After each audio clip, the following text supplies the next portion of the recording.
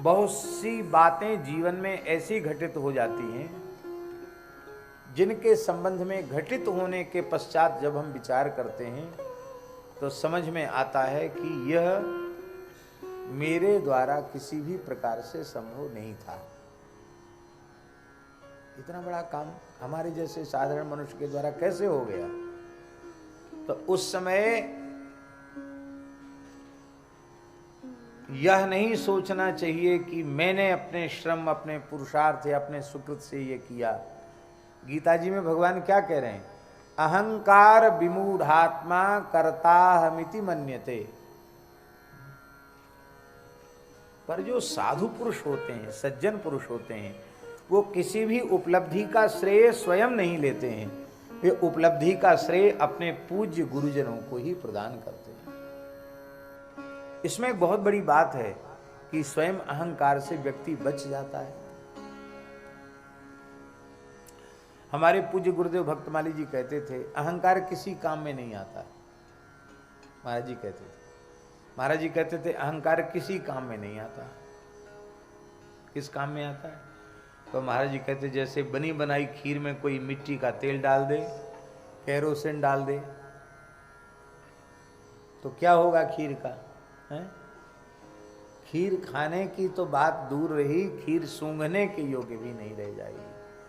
ऐसे ही मनुष्य के जीवन की जितनी उपलब्धियां हैं विशिष्ट, उनमें वो तो खीर के जैसी हैं और उनको मिट्टी के तेल जैसा अग्राह्य बना देता है अहंकार।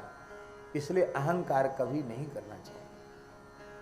और अहंकार से बचने का साधन यही है कि हम निरंतर गुरु गोविंद की कृपा का अनुसंधान करें।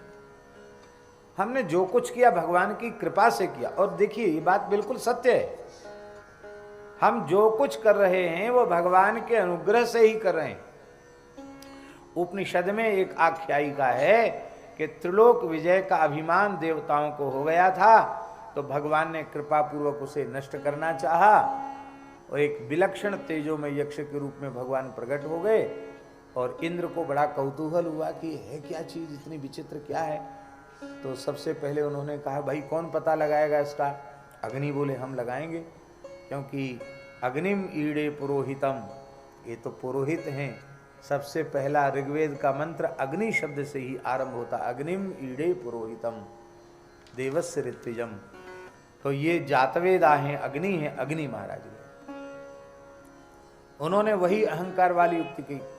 उस तेजोमय परमात्मा ने पूछा कस्त्वम, तू कौन है? ये नहीं कहा कि महाराज जी आपका परिचय क्या, ये सब नहीं कहा। कस्त्वम, तू कौन है? तो वो तो बड़े अहंकार में गए थे अग्नि। उनको लगा कि हमारा बड़ा भारी अपमान हुआ। अग्नि बोले अरे तुम जानते नहीं हमको, जात वेदा, मैं अग्नि। गुरुजी जात वेदा शब्द का बड़ा सुंदर अर्थ महाभारत में लिखा है। महाभारत में लिखा है वेदास्त्वदर्थम जातावई जात वेदा ततो ह्यसि। बहुत ऊंची बात। वेदाह त्वदर्थम जाताह, वेद हे अग्नि आपके लिए ही वेदों का प्रादुर्भाव हुआ, वेदों का प्राकट्य आपके लिए। क्योंकि वेदों का जो प्रयोगात्मक स्वरूप है वो यज्ञ के द्वारा ही चरितार्थ होता है, और यज्ञ अग्नि है। अग्नि स्वरूप ही तो है यज्ञ। चाहे स्मार्त यज्ञ करो तो, और श्रौत यज्ञ करो जिसमें वषटकार का प्रयोग होता है वो श्रौत यज्ञ होता है, जिसमें स्वाहाकार का प्रयोग होता है वो स्मार्त यज्ञ होता है। श्रौत स्मार्त किसी भी यज्ञ में अग्नि स्थापन होता है। इसलिए वेदों का प्रादुर्भाव अग्नि के लिए। जात वेदास ततो यसी, वेदास त्वदर्थम जातावई जात वेदास ततो ह्यसि। आपके लिए वेदों का प्रादुर्भाव हुआ है अग्नि, आप जात वेदा हो। क्या कर सकते हो तुम? अरे बोले क्या नहीं कर सकते, हम सारे तीनों लोगों को जला के खाक कर सकते हैं। तो भगवान ने एक कथा आपको सुन रखी होगी आप लोगों ने। भगवान ने एक छोटा तिनका, सूखा तिनका सामने डाल दिया, बोले इसको तुम जला के दिखाओ। अग्नि ने अपनी संपूर्ण सामर्थ्य का प्रयोग किया वो तिनके को जला नहीं सके, जलाने की बात क्या चले, गरम नहीं कर पाए उसको, कम से कम गरम तो कर देते।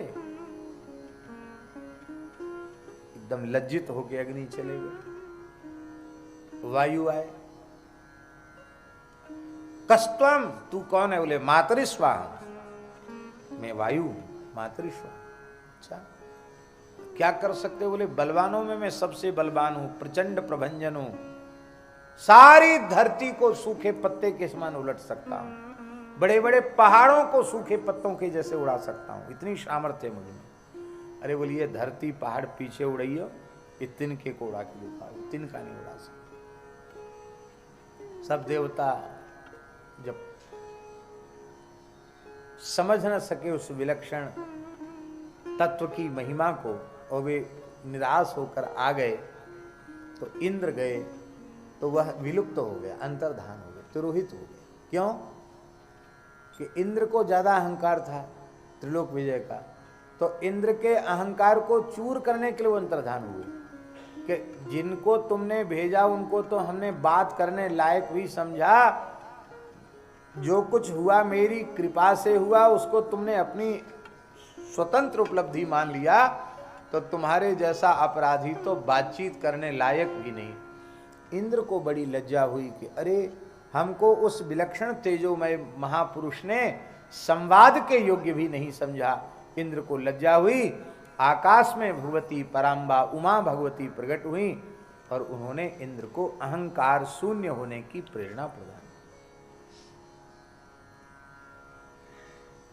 इस कथा के स्मरण कराने का प्रयोजन केवल इतना है कि सूर्य, चंद्र, अग्नि, वायु, वरुण आदि देवता भी बिना भगवत कृपा के कुछ नहीं कर सकते, तो हम तो अत्यंत सामान्य मनुष्य हैं।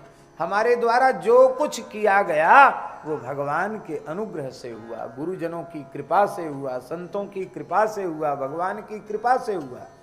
ऐसा यदि हम अपने आप में अनुभव कर लें तो अहंकार से उत्पन्न होने वाले जो प्रचंड दोष हैं उन दोषों से हम बच जाएंगे। सारे दोष अहम और मम से ही उत्पन्न होते हैं, और अहम और मम की जोड़ी है। अहम होगा तो मम होगा, मम होगा तो अहम होगा, और अहंकार ममकार से जब जीव बच जाता है तो मरने के बाद मुक्ति की आवश्यकता नहीं, जीते जी मुक्त हो जाता है, जीवन मुक्त हो जाता है। कितना बढ़िया हुआ है। वाल्मीकि रामायण में हनुमान जी कह रहे हैं रावण से, राम जी के बारे में, रावण जिसे तू मनुष्य कह रहा है वो राम जी कौन हैं? तो हनुमान जी का वचन है वाल्मीकि रामायण सुंदरकांड में, कर्ता कारयिता च सह। हनुमान जी कह रहे हैं राम जी कर्ता भी हैं और कारयिता भी, करने वाले भी हैं और कराने वाले भी भगवान है।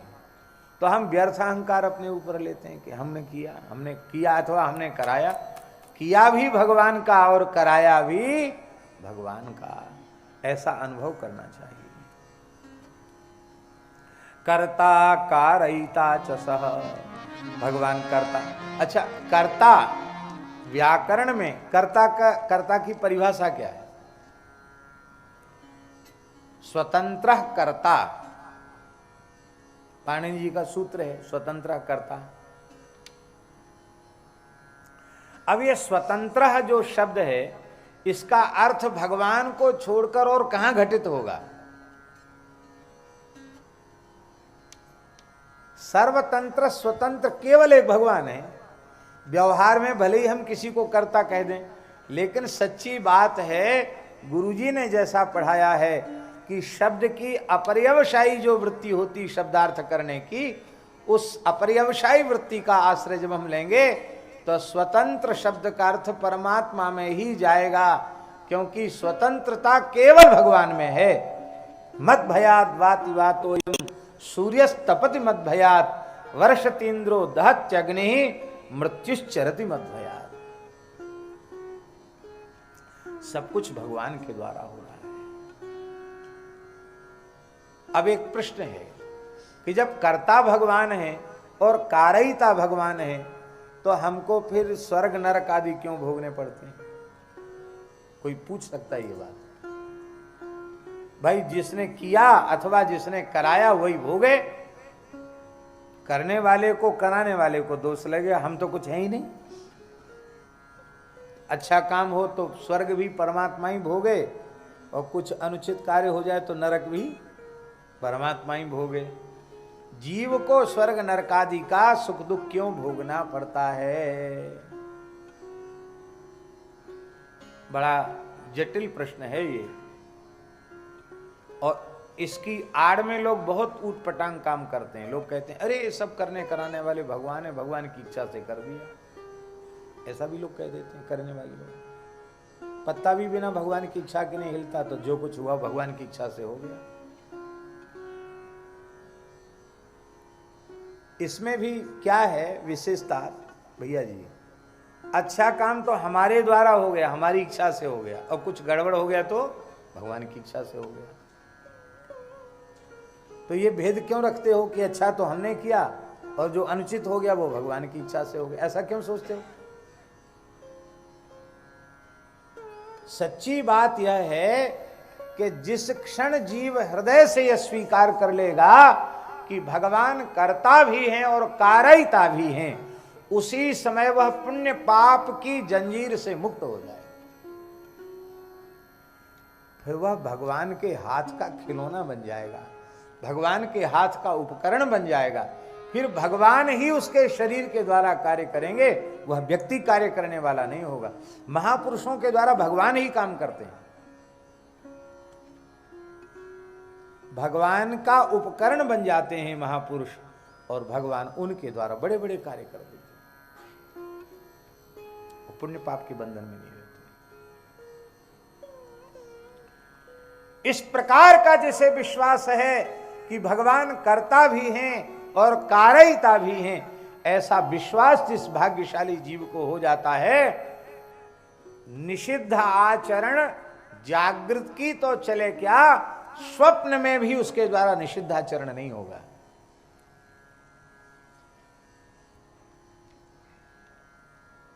ये पहचान है उसकी। हम लोग सीधे कह देते हैं उर प्रेरक रघुवंश विभूषण, पर महाराज जी बड़ी सुंदर बात कहते थे इस संबंध में, बहुत ध्यान देने योग्य बात है। महाराज जी कहते थे कि लोमस जी जैसे जो जीवन मुक्त महात्मा हैं, उनके हृदय में उर प्रेरक रघुवंश विभूषण हैं। अन्यथा पापी के अंतःकरण में निषिद्ध कर्म करने की प्रेरणा उसके पापमय संस्कार ही करते हैं, और पुण्यात्मा के भीतर पुण्य कर्म करने की प्रेरणा उसके पुण्य के संस्कार ही करते हैं। पर जो भगवान के भक्त पूर्ण ज्ञानी हैं, पूर्ण भक्त हैं, जो पुण्य पाप के बंधन से मुक्त हो चुके हैं, ऐसे महात्मा वे जो कुछ करते हैं वो भगवान की प्रेरणा से करते हैं। इसलिए उर प्रेरक रघुवंश विभूषण ये लोमस जी जैसे संतों के लिए है। और ये भी उन्हीं के लिए है। उमा दारू योषित की नाई, सबहि न चावत राम गुसाई। वो भी उन्हीं के लिए है जो भगवान के हाथ की कठपुतली बन गए हैं। भगवान के हाथ की कठपुतली नहीं बने तो तुमको जो तुम करोगे वही तुम्हें भोगना पड़ेगा। कबीरा तेरी झोपड़ी गलकटियन के पास, जो करेगा सो भरेगा, तू क्यों होए उदास। जो करेगा उसको भरना पड़ेगा।